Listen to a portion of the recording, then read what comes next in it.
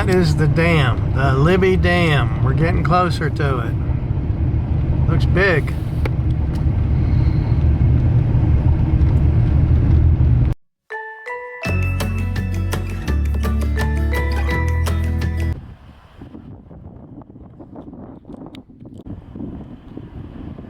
That's the Libby Dam, downriver.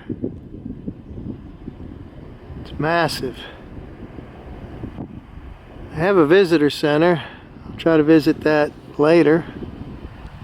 And you can camp here on Libby Dam. They got these little pullouts for you to park. You're not allowed to park on the grass. And it's free this year, but in 2026, which is next year, it's going to go to recreational.gov where you're going to have to pay a fee. But it's pretty neat out here.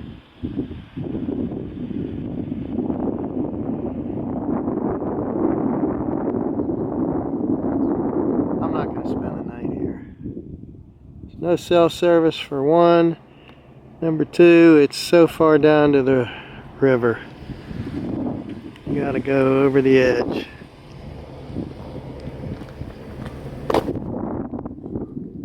And climb down all those rocks. So I'm going on to another campsite and see how it looks or what's involved with it. They also have disc golf here. That's the fifth one I've seen. No camping here though. Can't camp here. This is the top of the dam viewing area. You got some information here. Platform. There's even restrooms downstairs. I don't have to use them, but I think that's kind of neat. I've got a little bit of information on the placards here. I'll show you.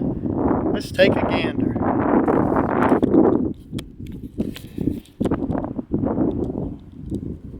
See, this is the top of the dam. This is now the Kootenays Lake. And over here's some information.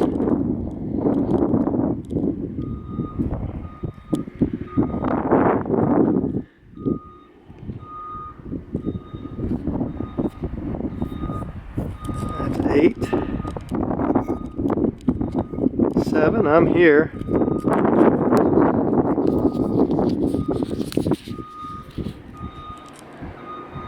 One, 5, 6, 9, 9. Okay. So number 1 is the visitor center. 2 is Treaty Tower. Powerhouse 3, Seuss Gulch 4, Flag Plaza 5, 6 is Visitor Overlook, 7 is Left Abutment, 8 is BPA Switchyard additional parking, and 9 is additional parking. Well, 8 is BPA Switchyard and 9 is additional parking. So, what I did was I came up the highway. This is Highway 37, and I did this, and I parked, read the thing and found out about camping, and then went down here, and then there's a road that goes along here where you can camp. So I did that. I didn't go to the spillway, and I came back up, and now I'm here. And this is the dam. And Lake Kootenai, Lake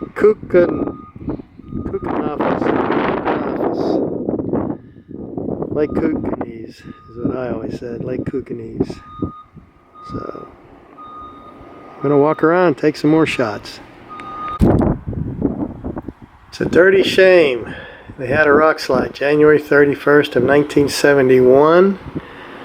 The sediment acted as a lubricant and the rock wedge slid down, completely demolishing everything in its path. And from what I understand, there's a saloon, which I'm going to try to get to, called It's a Dirty Shame, or Dirty Shame Saloon. Interesting. Now I know know where the name comes from. This is the observation platform, and they're doing some work out there. It is closed off. Hey, it's going through. It does say, be damned. I'll be damned. And I'm walking over here. Actually, that's the observation platform. I'll go down there. Right down there is where I was, and I drove back there.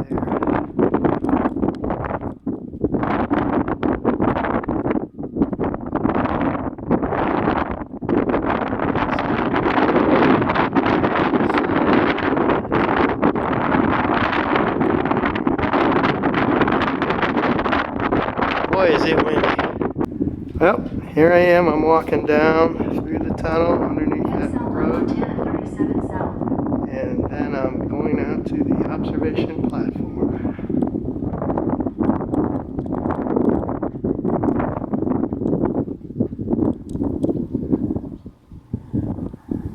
And this is the woman's restroom. Women. 3 miles.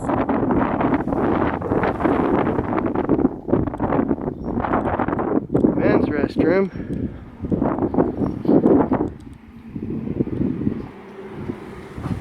There's the men. I wonder if they got flush toilets.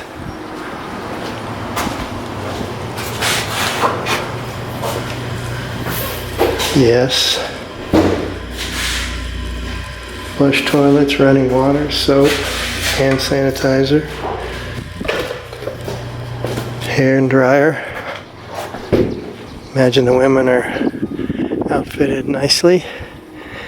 And here I am on the observation tower.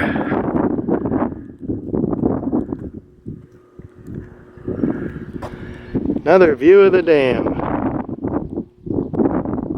Pretty neat. Nifty neato.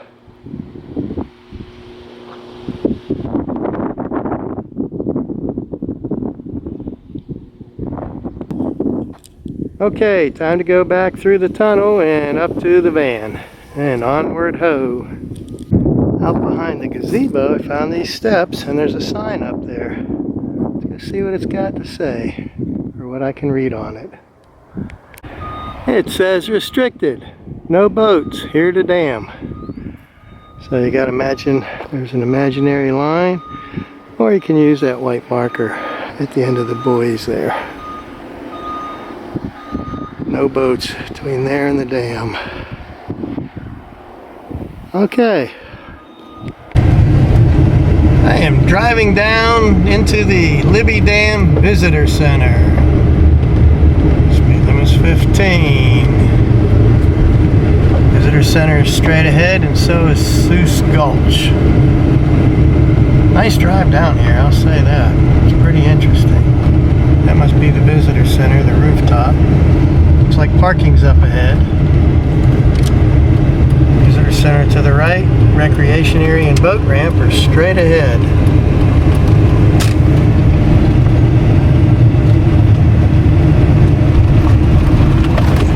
Just gonna park right here so I can look over the side, see the dam. Current operation information. A full pool elevation is 2,459 feet above. The current pool elevation is 2,440.35 feet. So we're, what, 19 feet down? Feet down from a full pool is 18.65 feet. Inflow to the lake is 14,000 cubic feet per second.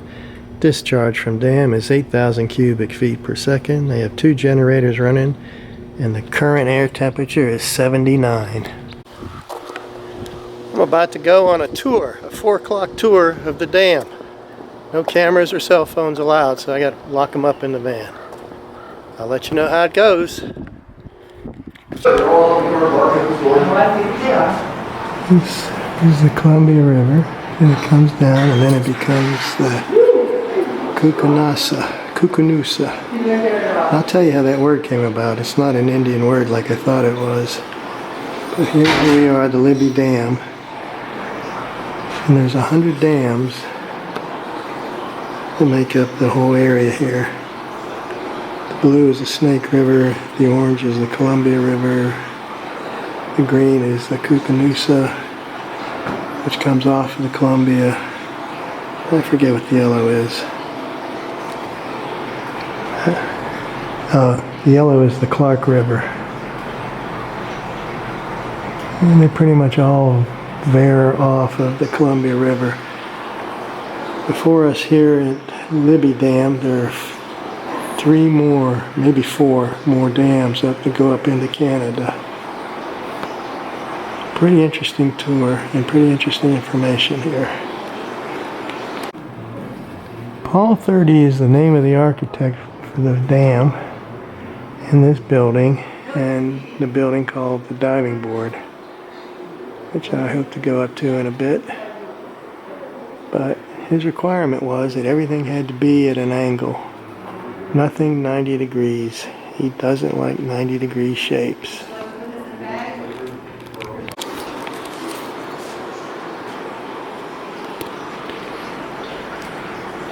In 1948, the Columbia River flooded. This was before Libby Dam was built. Something like 50 people died. Bonners Ferry, Idaho was wiped out. And that started the need for the dam to be built to control the floodwaters and also generate electricity. Okay, the tour was about an hour long.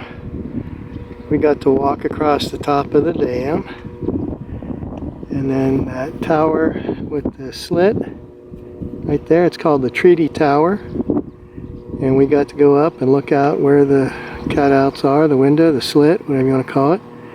It's very neat, very nice. August, I forget the date, but August of this year, they're celebrating their 50th anniversary of this dam. It took 10 years to build. And as I mentioned, Paul Theory was the architect, and he said everything had to be done at an angle. He doesn't like 90 degrees. Even this handrail slopes down. It's not level. And this wall is at an angle. Doesn't show up that well. But in every one of these sections, they're 10 feet long, is independent. There's 100 feet of copper and rubber wedged between them. So in theory, one section could wipe out and the rest of the dam would still be here.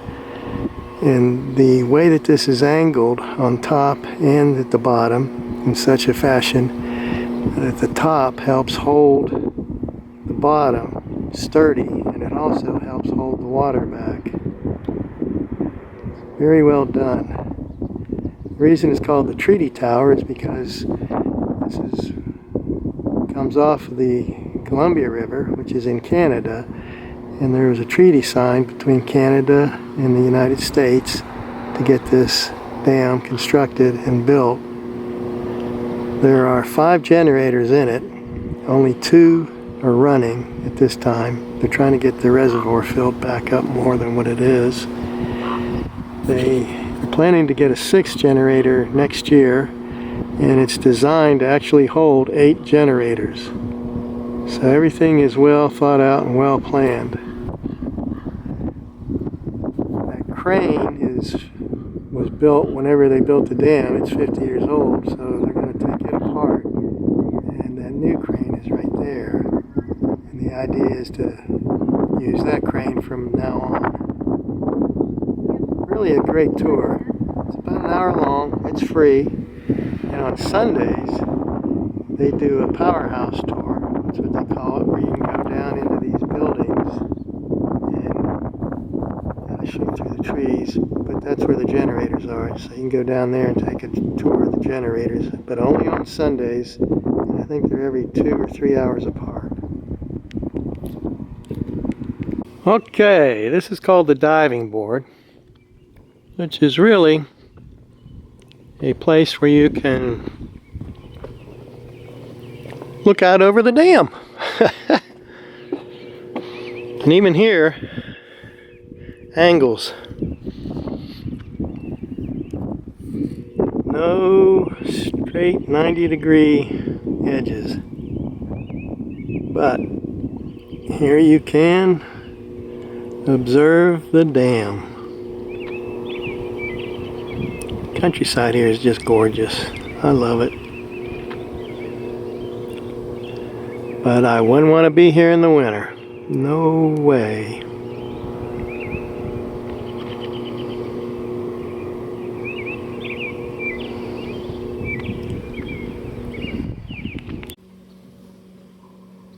Okay, the Kookanusa Lake. On the tour of the dam, the Libby Dam, I learned something about it. It's comprised of 3 words. K-O-O, I don't really know what that stands for. It might be Indian. Somebody said it's possible that that's a translation of the French or the Indians from the Columbia River. And then C-A-N, Canada. The last 3 letters, USA, United States of America. But they pronounce it Kookanusa. So Kookanusa. So there you have it. Something else I learned on the dam tour.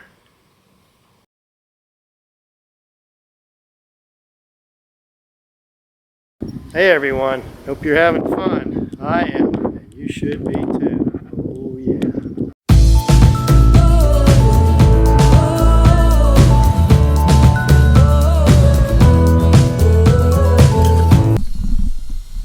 Advice from Rose. Rose says, if you love someone, let them go. If you hate someone, let them go. Rose says, in fact, let everyone go. People are a mess nowadays. Get a dog.